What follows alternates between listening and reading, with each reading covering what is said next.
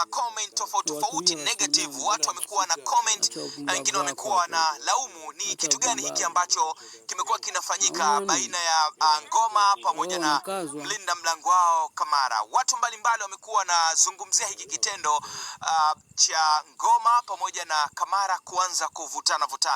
Sasa mmoja kati ya mchambuzi kutokea Tanzania ambaye anaitwa Jemedar Saidi, naye amechoshwa ama amekasirishwa na kitendo ambacho cha mvutano kati ya mchezaji wa Simba pamoja na kipa wa Simba Kamara pamoja na Ngoma.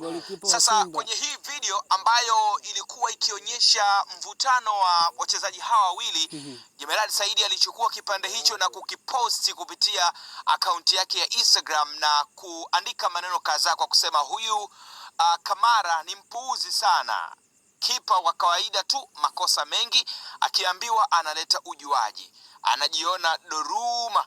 Ngoma angeachwa tu amchape vibao, au sio? Alafu akatumia neno kali kidogo, alafu akasema makipa kama hawa walikuwa hawachezi hata kombe la ng'ombe hapa kwetu. Mnyama alipaswa kuwa na walau bao 2 muda huu, ila game bado iko kwenye maamuzi yao. Let's hope and pray for the good. Sasa